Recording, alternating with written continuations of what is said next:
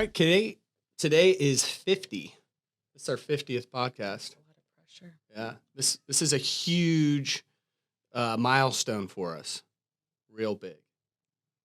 I don't think it is, but 50 sounds like a lot. We're starting to crank these out pretty good now, so this has been a good little run and starting to build a little momentum. People are looking forward to listening to this each week. So for everyone who's listening, tell people at the gym, listen to it. We'll make announcements too sometimes, and it's just good to have info for the gym. But a lot of this is just us talking through, especially with it being weekly and not monthly. We're not going to be so tied to like a certain topic or anything. A lot of this is just going to be talking through, what's going on with us, and maybe you guys can take something from it. So, we're diving into like issues that we'll have and that I think, I just see a lot of people generally having around the gym and how to pivot from it. And, last night we were talking about, I dove into we're talking about setbacks last week, and, just to fill you guys in, if you were listening last week, not just to go on and on myself, but, basically what I've been doing, and it's working well. I'm starting to feel better. And, I've been doing individual design program that I made, and something that a lot of you guys don't know. I do some individual design for athletes. Oftentimes it's people who've been hurt or injured doing CrossFit, or maybe they're just burnt. And I got a lot of experience doing, you guys did our pandemic training. So it was a lot of tempo work because I had to figure out a way to get people in shape and maintain their physique and all the results they had gotten from doing CrossFit. And they might just have one dumbbell. So a lot of it was tempo. So it was like, okay, if you just have one dumbbell, it's really hard to get a potent stimulus the way you would with, a barbell loaded on your back with 200 pounds. So we did a lot of like very slow tempo work, a lot of time under tension. And so these programs that I'll give people are tempo programs. And what tempo is really good in doing is it helps your body own that movement. So if you're squatting with a lot of weight, usually you're basically just kind of slowing it down, getting to the bottom and trying to explode up through the top. But with a tempo like goblet squat, you're going through a range of motion. You might be dropping down for 3 to 5 seconds, really slow through that range of motion and hitting that middle range that you're usually kind of just flying through and really strengthening everything through that range. And by doing so, that, from my experience, has really tended to help your body feel safe and then those injuries to heal. So I'm going through that. And it's really starting to help my back feel better. I talked about I had like a hamstring and an ankle injury. It all kind of like everything just went out of whack all in 1 week. And those injuries are starting to slowly rectify over these last 2 weeks. And, my best recommendation for anyone, like even if you want to continue taking classes or things like that, if you get tweaked up or hurt, drop the weight down, add a tempo to it. And Basically, like slow everything yeah, down. slow it down. I'll even, you can even do that with Olympic lifts. So like say we have a squat snatch or a squat clean. I had an athlete in here who he's had both of his hips replaced. So what I put on him is you're going to power everything, catch it in that power position, pause for 2 seconds, and then add a 3-second tempo on the way down to all your Olympic lifts. And he's been doing that and having a lot of success with that. He's not getting hurt. And he's like, okay, this feels like something sustainable that I can continue to do with these hip replacements. He's lifting pretty good weight doing that, and it keeps him really safe. So you might even play with that, even if you want to just work on strengthening movements and tightening that's things less up. impact on your joints and more like the musculature around your joints kind of takes that on. Yep. And then it also, like if you're working through an injury, like say your hamstring's a little tweaked and you want to try to engage your glutes, it's kind of teaching that those muscle groups to fire and giving them a little bit more time to make those adjustments because moving through, like up to speed tempo work, your body will kind of default to where it all of its strengths lie when you get tired, when you get weak. So, that just how that tempo work kind of helps things Yep. and helps your body feel safe. Yep. It's you have to start pretty light at first. I wasn't used to it, and I'm not good at like that lactic kind of quad burn style of training. It's just like a week, like tons of step ups or like walking lunge type enduro workouts like that. It's not what I like. It that chews me up. So it's a good weakness work for me as well. And yeah, if I could just give like a piece of training advice, add some tempo. You have shoulder issues, it's like doing strict tempo pull-ups. I've been doing that a lot. And what it really does too, and what I'm noticing, I think overall, is it lets your nervous system calm down. So the week where I think everything went haywire, it was like a lot. It was a very Olympic weightlifting intensive week, heavy weights. I was kind of bottoming out and, driving up really fast, doing a lot of really explosive work. My nervous system was all kind of shot. I wasn't sleeping. Well, and we're coming off the holidays where, like, even just the neurological, like, you have Christmas and we're with the Yeah. kids and it's a big day, and then New Year's Eve is a big day, and not let alone your sleep cycle, but you even have to think about it like what it does to you neurologically. Like Yep. you're getting all amped up, and then a week later, all amped up again, and a lot of like family gatherings. And so it's just something that I think that we don't really pay attention to collectively often is like what's going on in the world, and kind of like what time of year is it and how should my body complement that Yep. training, even like it's super gloomy outside right now. Like there's a lot that really affects your mood. Yep. And anytime, and the weather can affect your mood. If it was July, I think we would feel it in sunny, we would feel a different sort of way. Yep. So anytime that your mood's affected, your whole body's affected, Yep. and just being aware of that. Um, like, I was just having a conversation with Lexi this morning. She said she felt like her digestion's off. And I'm like, yeah, honestly, all of my clients kind of feel that way. I feel that way. Anytime that I think, my body, mind is under some stress, I always look at my skin. Do I have breakouts? Is it really itchy, flaky? Like my skin's always affected. Then my immune system, and then also digestion, and injuries, like in repair. And I think, what you were saying, you felt like all kind of just banged up and tired. And I'm like, yeah, me too. I just feel like my body's not coming back around. But our environment plays a big role in that. And that's why, like, the ocean, the water, the sun can be so healing because of those. It is very healing. Vitamin D is healing. You have electromagnetic waves that come from the ocean, and kind of help to calm down your nervous system. And that's with all these. We sleep on one of those. What is it? Those mats that we really got Yeah. into last Yeah. year. That's supposed to kind of help like the Feel like you're negative. grounding Yes, the kind of a thing. Yeah. grounding. Yeah. Yes. So, I mean, there's truth in all of this. And I think people can get really kind of like lost and gung ho on it. And that's cool. Everything matters to some degree, but all these things matter. And if we've been far removed from some of those things that really help keep you healthy, it can be tough for your body to turn around and react in the right manner, or the optimal manner, should we say. Yeah. I think if, you know, just from a training standpoint, though, if you're ever running into any issues, um, I think a lot too with like overuse. Tempo is a great tool, and then you know moving on from that, I think where you're kind of going, and what I wanted to talk about too was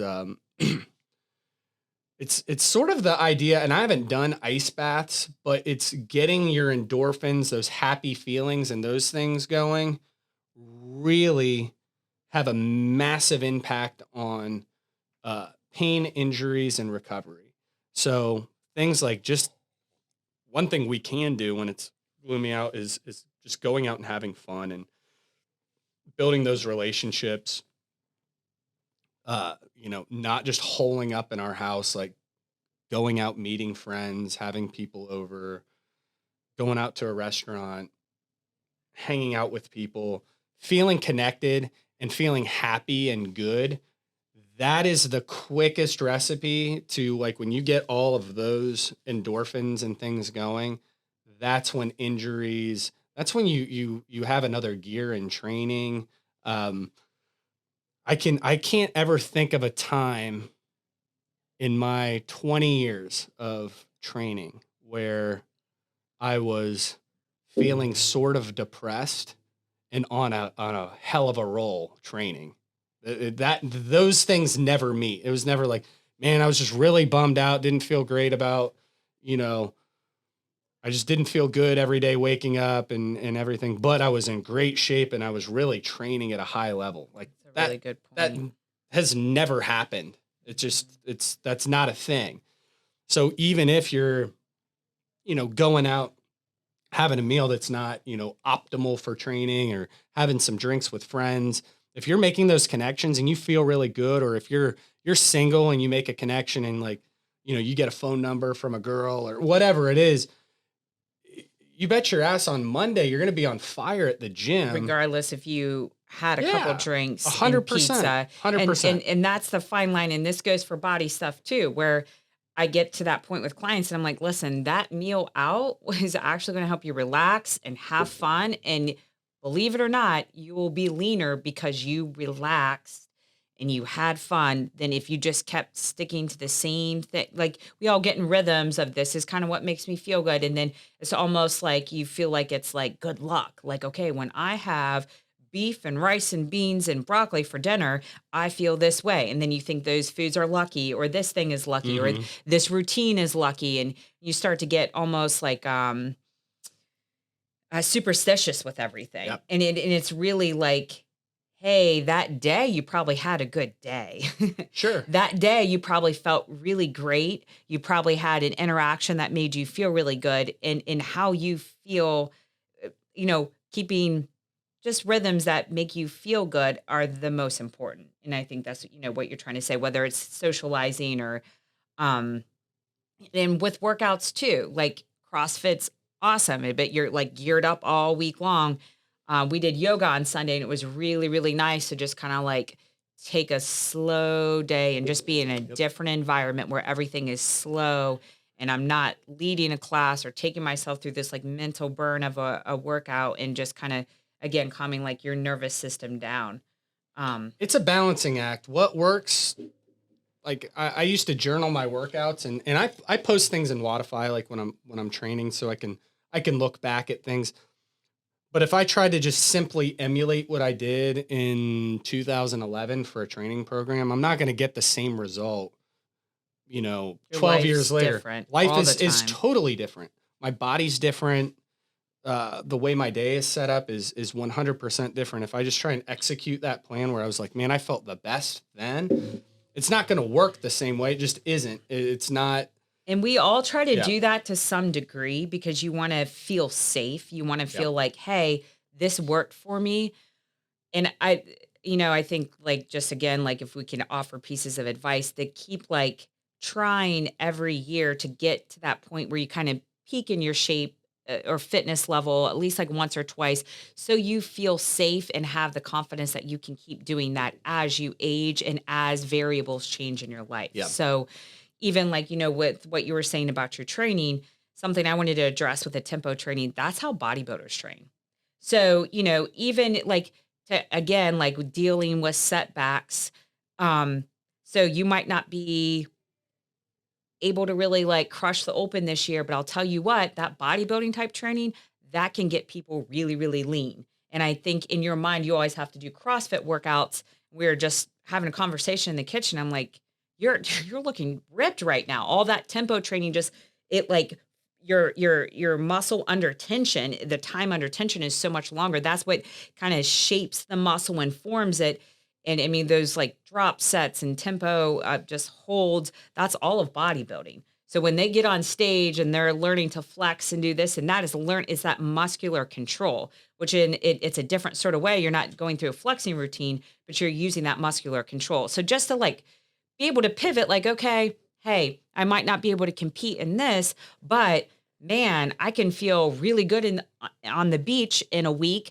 Now, to not let myself spiral, let's keep the food tight so then I can Mhm. kind of see what's going on with my muscles under the fat and have this all you don't need to do a CrossFit type workout to be lean. You don't need to do a bodybuilding type workout to be lean. You can kind of just work with what you're doing and get the desired effect. Yep. But I think, to have like a focus for a period of time, and that's what we want to keep talking about too, as we're on the podcast, like kind of what we're working through, what our plan is like for this week or next week or what we have coming up. So you guys can kind of see how we're trying to navigate this and maybe getting some tips or learning from some of our mistakes as well. And just having more of like an open conversation. Yeah. Yeah. It's a moving target. So you'll find good rhythms. And I think one thing where I've made mistakes in the past is ride the rhythms out too until they have played out. Sometimes I'll mess with them early and it's not good. I'm like, I shouldn't have broke that. But eventually, whatever is working will stop, and you've got to pivot, cycle, You'll and feel it. You yeah. won't like think about like, okay, we need to, it's not like a pre-plan. It's like, oh, I feel like it's time for a The change. best, the best example I was ever in my mind that I was able to really use that intuition was in 2021. Um, we'd gone through like summer shred, and it was the very end of summer, and I just been working out and doing, you know, we had gotten through the whole pandemic and we're doing just CrossFit workouts. I was doing them 5 days a week hard.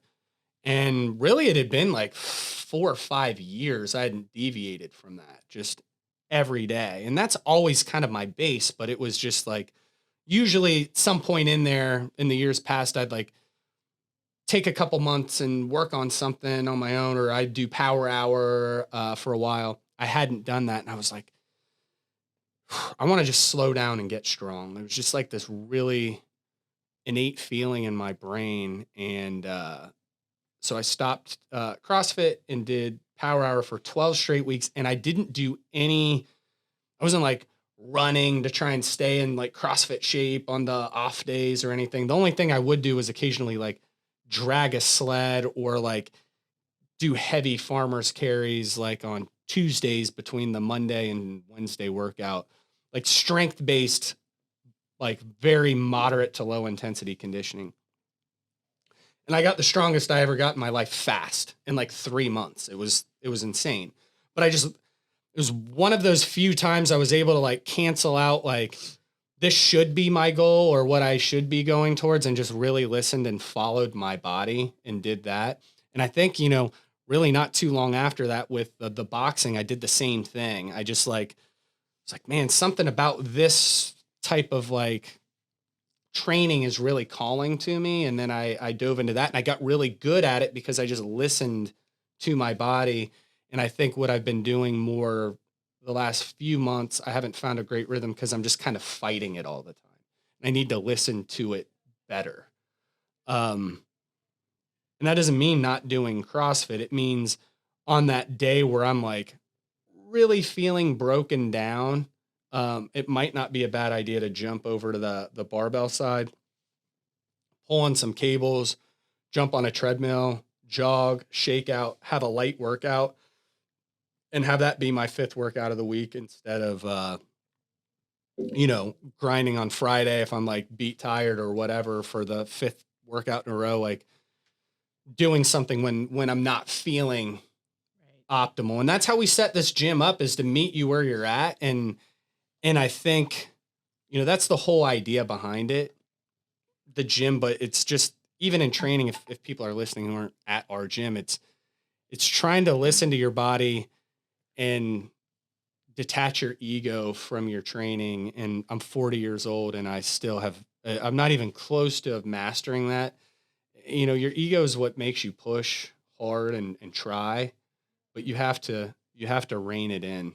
You really have to rein it in, and I'm still really learning. And you always are like, Brandon, quit taking yourself so seriously. And I have to listen to that all the time because it's what keeps me from healing from little minor tweaks as fast. I'll just keep picking at them, and I'll hurt it, and a day later I'm you know trying to fix it, like doing things like that and jumping into things too fast. And so I'm really trying to learn from those mistakes, and I've gotten better like a little bit every year, but I'm not even close to being there.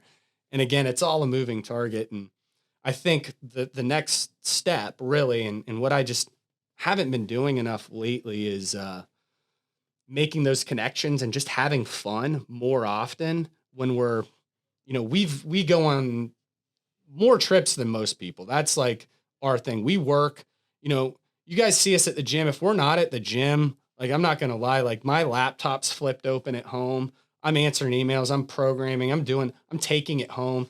I don't get away from work a lot. So we literally have to oftentimes, like at least in our head, it's how we justify it, escape and go on these vacations, which are really fun, but it can create a roller coaster effect where then when you get back, it's just like, work. I'm working out and I'm working and I'm setting things up. We're doing podcast, we're doing all of these things, but it's being a little lighter during the week. It's having more fun.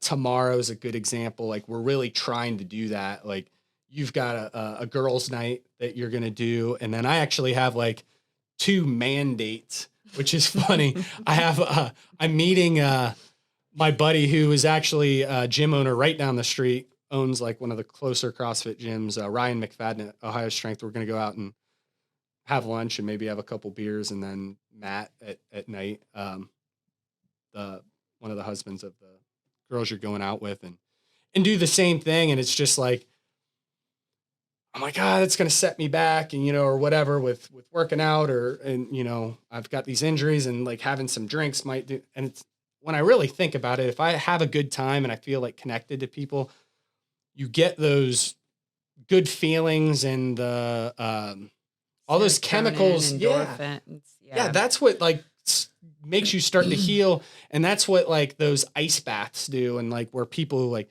dive into those ice baths every day, what it creates is like almost like a panic attack, but then this euphoria afterwards.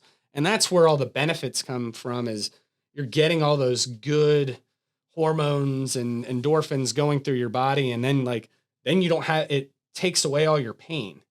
It's like a natural, like morphine that's injected into And your that's body. great, but isn't it ironic that we have to torture ourselves to then feel good when you can actually just good old fashioned enjoy yourself, Hmm. And I mean, you've got to set yourself up in ways though that you don't. It's a tricky balance though. That's Yes. why Yeah. it's easier said than done, because to be successful in your business, in your health and fitness, it takes a lot of discipline and not being a jackass and going out 4 days a week with your friends and drinking and eating those yummy foods. Like if you do that, like you're not going to be successful. You're not going to have the body you want.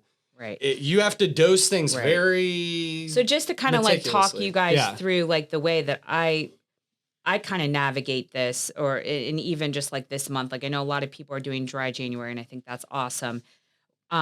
What I kind of want to work on for 2023, instead of like longer periods like that and a little more intense, I want to try to be more moderate overall, and then just maybe taking like choosing a weekend to go through without, having alcohol, where I'll still go out to eat, but like that alcohol factor does affect my recovery, um, which really affects my strength, which I'm trying to work on right now. So I just took last weekend off alcohol, and we took our son, we took Oscar to Chuck E. Cheese's. He had a birthday, I had pizza, I had cake.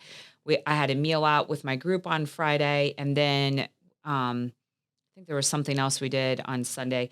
Anyways, we took the kids out to North Star on Sunday. There's 3 meals out, but I can still feel how much stronger I feel this week and more recovered. That's it makes a huge difference than going into this weekend. I'm like, okay, all week I'm nailing my diets pretty well. Even on Saturday, where I'm going to be hanging out, like we're kind of celebrating my birthday with a group of girls. We're going to get massages. We're going to be drinking champagne. I know that I'm going to be pretty structured with my meals and have a snack, and then enjoy myself for dinner, whatever I feel like. But always kind of keeping in mind, how do I feel? Not like what I used to do is like, this is the last meal I'm ever going to have, so I'm going to stuff myself. I wouldn't even really enjoy it because I'd be uncomfortable. So just making sure I feel good all the time. And when I feel like it's enough, I stop. So, but there's some structure that goes along with that. So we're having massages at 2.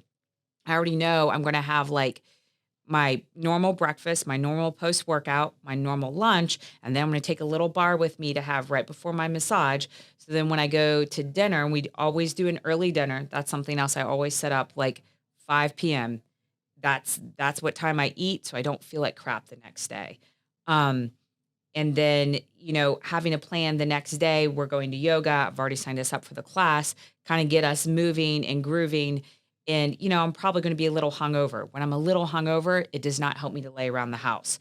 So we're doing yoga, then I'm going to get my nails done, then I want to go to the grocery store. So I'm already kind of thinking through this, not to be like a psycho with this, but just kind of letting you guys know how much I plan through in my mind to set myself up for dealing with these areas that I know will be challenging for me. So when I have a day that I know is going to be mentally challenging, I really try to set myself up for success the best way possible. If I lay around the house and I feel like crap, I'm going to just start snacking all day, which is going to lead into like a 3-day feeling like crap.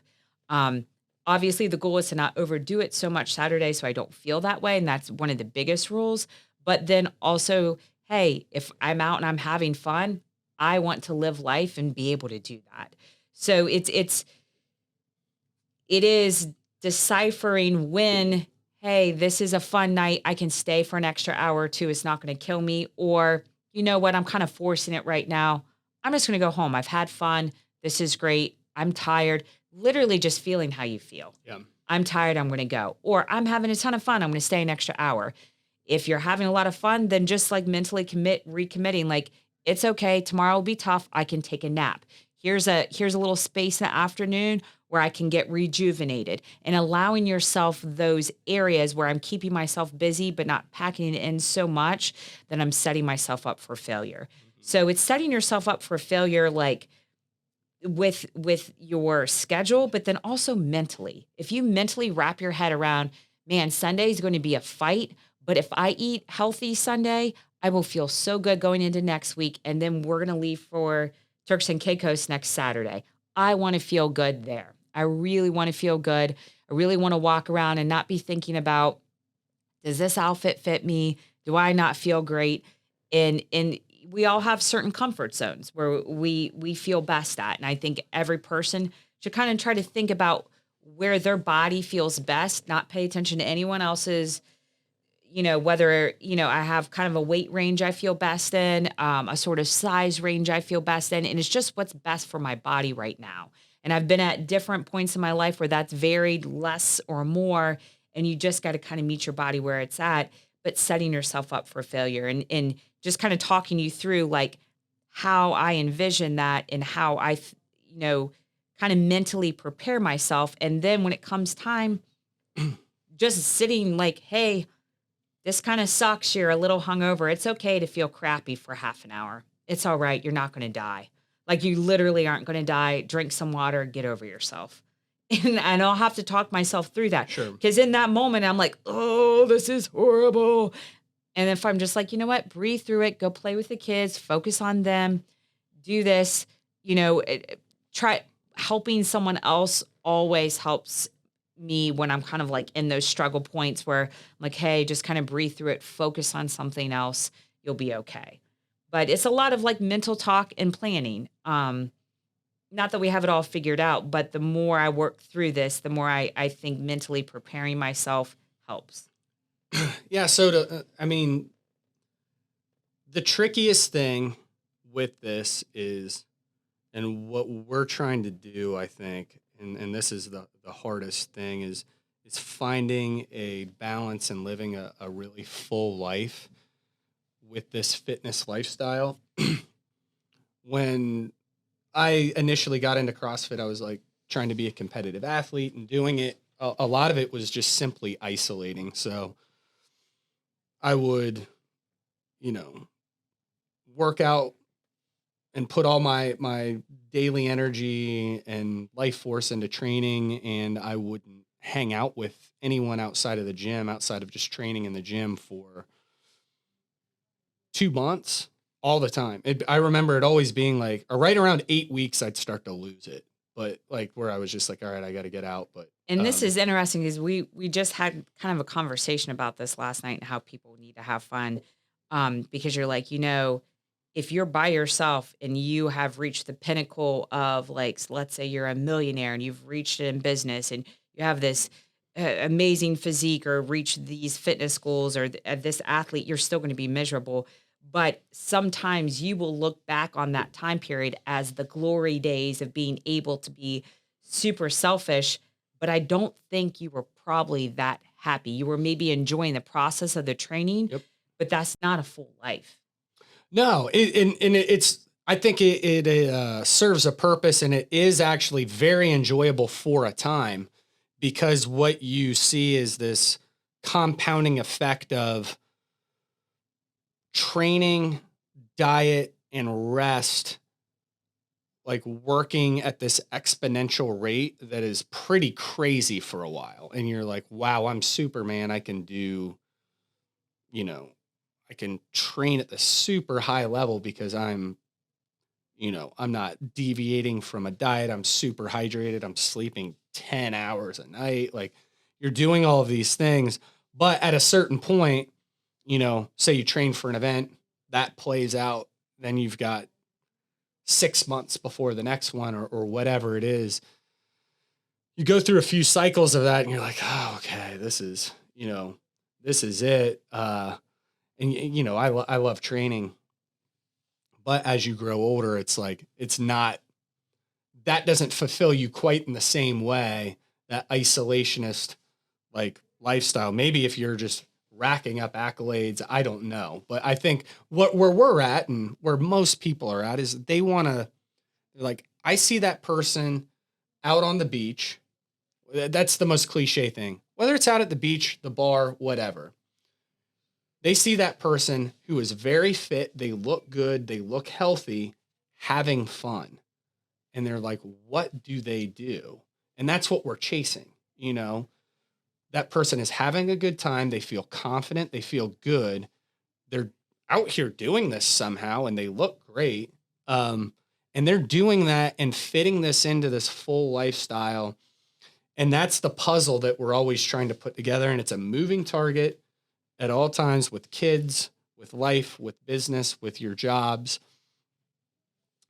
But trying to find that, and is that's what we're trying to do now. That's the hack that the life hack we're trying to figure And out there is really is no life no, hack. The no, no, hack no. is actually just being really mentally, what is it? We're reading this new book, The Body Keeps Score, and is talking about your mental capacity to be pliable, mental pliability. Yep. So that's the life hack, is that to allow yourself to be mentally pliable, and it's a practice. And you can change this, and you can change like your brain activity. And that is a moving target as well, where I mean, if there's one key, I think it's not to get caught up in any area. Like we woke up to an email from Oscar's teacher today, and he had a little issue at school, and just like, okay, hey, buddy, addressing this, not letting it blow up and consume us. Like, it's not the end of the world. He needs to be reprimanded a little. He's okay. Have a talk with him, but addressing what you need to and spending the time that you need to in each area. And sometimes it will be more with the kids, where earlier this year, he's in first grade. He needed a little bit more time and support. It was just a hard transition for him, and spending more time with him and supporting him more. And then when that's done, you might need to get back to yourself a little more, but you will naturally feel those pulls. You don't need to think through it like, oh, I feel like the kids just need a little bit more right Yeah. now. Okay. Like, and I was feeling like that, and then my mom wanted to take the kids for 2 days this weekend, and at first I was like, "No," they're too off their schedule, and then we went through some hard nights last week with Charlotte, and I called her up and I'm like, "Yes, 2 nights will be great. I'll Yep. see you Friday. Yeah. They'll be fine." And they've been great this week, but it's a lot of family time together, and then we're going on vacation together, so I'm like, this and always I'm always kind of feeling that and then thinking through that too, like, okay, we have this weekend where the kids are going to be with my parents, and then we're going to spend next week, and then we're going to be with them every second of the day when we're on vacation. And vacations, I will highly recommend if you guys have kids and you're taking them with you, you can do an all inclusive that has like a kids program. It is really relaxing. It's the only way to relax unless Sure. you have like grandparents Yeah. or someone with you, but that's something. We found a good place for that. Yeah. So if you ever want a suggestion, we go every year now, break up the winter. But yeah, I think, just leave you with finding that balanced life and adding some fun in a planned out way is actually a very beneficial thing for your fitness and overall well-being and health. Because without it, when your happiness levels drop, your motivation to train drops. Um, all fitness really is, I kind of came to this like in the last month. it's it's just trying to work on yourself. And if you don't have those relationships to maintain and you don't have fun or a thing that you're doing, it's tough. It's really tough to like your why starts to get lost real fast. And uh, maintaining all those friendships, relationships, and happiness is what's going to give you that feeling of I want to go, you know, push myself and do these things in the gym. So uh, if we can take one thing away from that, I think it's being happy makes better, you know, better athletes, better clients, better people in general, and much more fitter people as well. All right. We'll catch you guys next week.